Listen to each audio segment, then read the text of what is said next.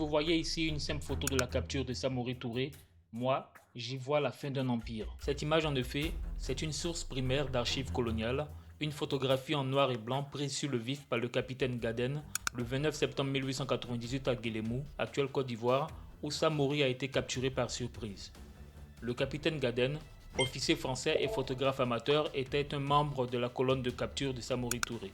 Ensuite, le cliché a été conservé dans les archives du capitaine Henri Gouraud et largement diffusé par l'éditeur de cartes postales François-Edmond Fortier. Le destinateur de cette photo est l'armée coloniale française, plus précisément les services de renseignement et de propagande.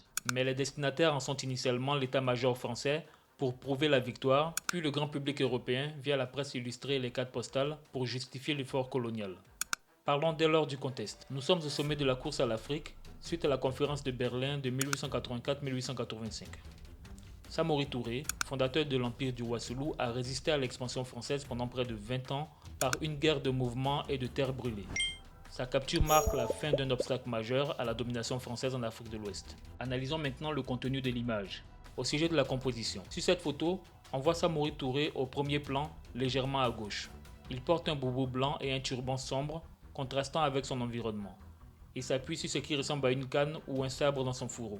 Au sujet des forces en présence, on constate que Samori est entouré de soldats, c'est-à-dire de tirailleurs, et d'officiers français, dont l'un à droite en uniforme sombre et casque colonial blanc. Malgré la défaite, l'Almami conserve une posture droite et digne. Son regard est fixe, traduisant une certaine résignation, mais aucune soumission morale.